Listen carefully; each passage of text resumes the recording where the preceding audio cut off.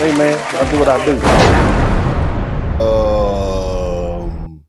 We had to choose between Mexicans and who would we choose? We had to choose between the Mexican people and some other groups of people. Who would y'all name? Who would y'all prefer?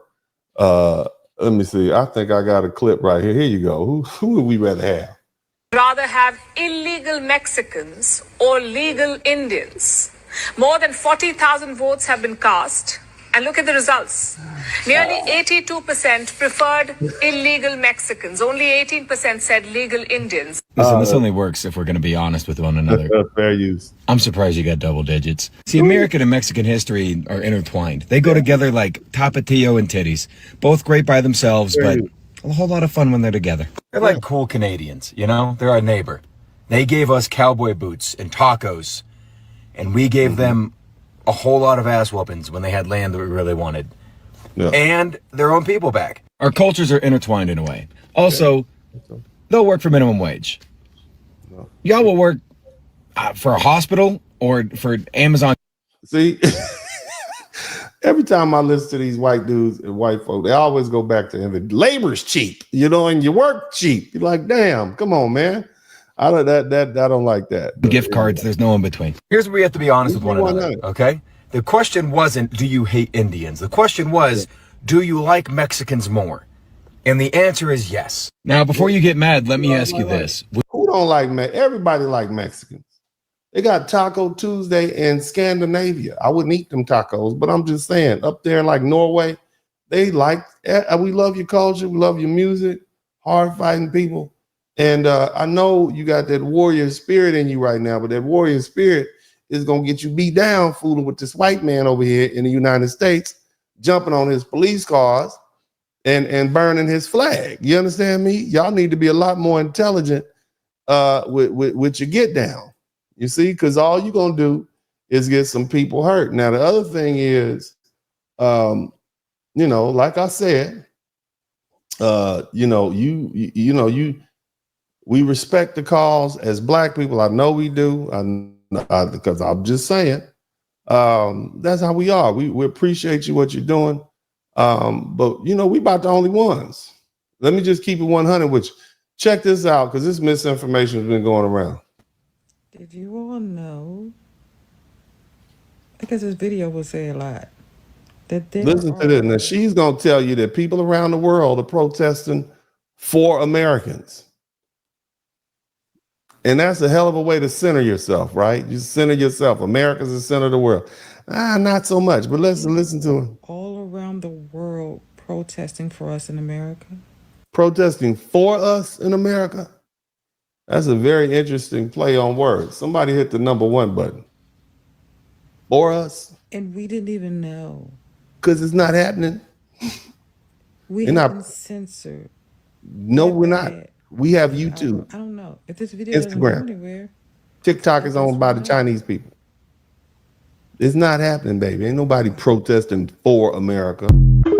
Okay? And this little lady right here, she kind of clears it up and she explains exactly what's going on. Fair use. People say that other countries around the world are protesting for Americans, but when I go and research protests happening, they're not, from what I found, they're not protesting for Americans. They're either protesting their own government for other reasons, or because their government is in cahoots with Trump, or they're protesting against Trump because Trump has threatened their country. They're not protesting for the people of America. I can't verify the whole they're protesting for Americans. They're not. Germany is not protesting for America. Okay, they're not protesting for America. Can't verify everything else I just said.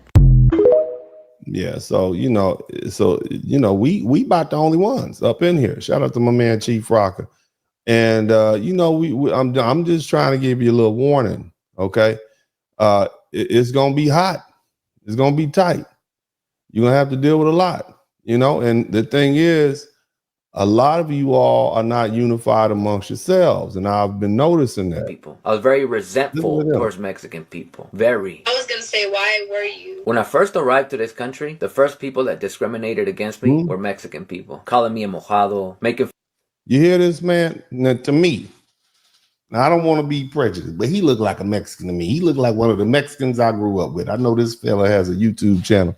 He looked Mexican. I didn't speak English, of course, because I was born in Mexico. One day, I went to go get my passport. I was still a teenager. I went to go get my passport, and while I was there with my brother, there was a lot of Mexican people there because it was the Mexican consulate. And one of the men turned around and said to me, "Hey, what y'all doing here?" "Oh, I was just gonna get our passport." "Oh, y'all trying to go to Mexico or what?" "Like, no, we're just trying to acquire that passport. That's it." "What do you guys do here?" "We go to school." "Oh, what are you doing with your life? What do you go to school for?" "Oh, I'm trying to be an author." And that guy started laughing so hard. And then he got the attention of his friends. He said, "Hey, check this out." And when he got the other guy's attention, he told them, "Hey, listen to this kid. Hey, kid, what are you doing? You going to school to do what?" "I want to be an author." And they all begin to laugh, right? So, you know, and one thing you need to understand is that in the Mexican community specifically, they have the lowest rate of high school graduation.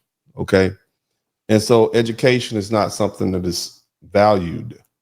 And that is probably why that's why there's a dearth of leadership amongst them, because, you know, at the point where we took on the United States of America and made them change how they treated us after centuries of degradation and second and third class citizenship. Remember, we had educated people, man. You know, we had made a name for ourselves. We went through the Roaring 20s. We went through the Harlem Renaissance. So by the time 1955 rolled around, the whole world knew who we were. We had a plethora of educated, well-educated people, almost 100 years out of slavery, 4 or 5 generations of education. We did what we had to do. We laid the foundation. And so our talented 10th, okay, our talented 10th said, nah, we're not going to be out there acting like idiots. We're going to wear our suits. We're going to put our, I'm going to talk about this a little bit more, Derek J. But we were on one page also, you see? And so I see the Mexican people are not even on the same page, and they don't cherish the education like they should. They stopped laughing. That Mexican guy pulled out his wallet and he pulled out a business card and he gave it to me and said, "Here, when you stop wasting your time, call me and I'll give you a job." So I looked at it and it was, when he say job, he meant like construction, a landscaping company. Landscape. So what I realized, labor, you understand? Is that we don't want to see us have dreams. We don't want to encourage or uplift us. I refuse to believe. He doesn't respect being an author. They respect, be a man, come out here and help me install toilets and put some roofs on houses. You see what I'm saying? And so if you don't have those intellectuals amongst you and you ostracize each other based on what is perceived to be your ethnicity, then you're a disjointed people, and your mission, your movement is already destined to fail. You see what I mean? Even accept that my parents brought me here at a very young age for me to repeat the same cycle as them, to be manual laborers. No disrespect for the people who work in the fields and in construction. No disrespect. We need all kind of workers. But if we're going to exit the condition of poverty, we must also explore other fields. Talk to him. You see what he's saying? This is what this is the W.E.B. Du Bois argument that he had with Booker T. Washington. You guys remember that? We've been through this. See, what I want you to understand is Mexicans and Latino people, Mexicans in particular, are dealing with what Black people dealt with 100 years ago. You know, this is they're experiencing their growing pains. See, numbers don't matter.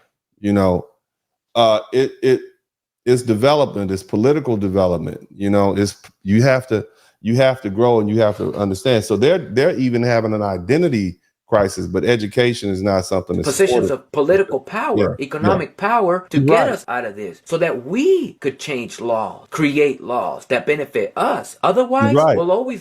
And they need to get off of that colorism and anti-Black racism, because all that's going to do is make you all give you more opposition, because we're going to sniff that out like bloodhounds.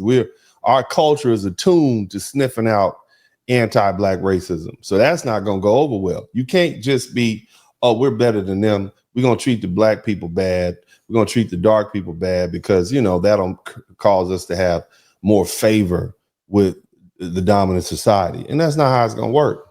You see what I mean? It's not gonna work because we're not gonna let it happen. You're just gonna have adversaries, and you really can't move in this country without our stamp of approval like that. I know people say, "Oh, y'all not in charge." Yeah, it is. Once we make someone uncool, you're just uncool. You see, if black people jump behind this movement in droves, this anti-deportation movement, it would really move. But black people are not going to do that, and the reason we're not going to do that is twofold.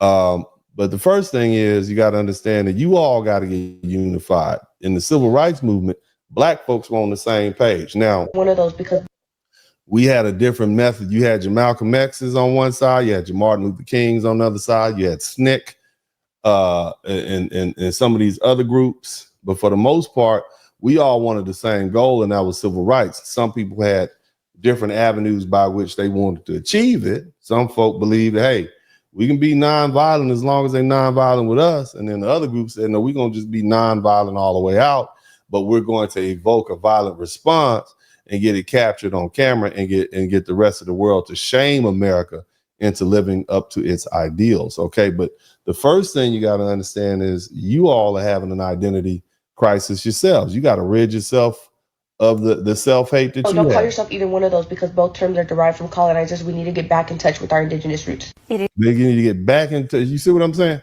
Remember we went through this. We need to get back in touch with our African roots. Gotta watch your back, even family that's amongst you. Got a slut ass auntie and a cool ass uncle.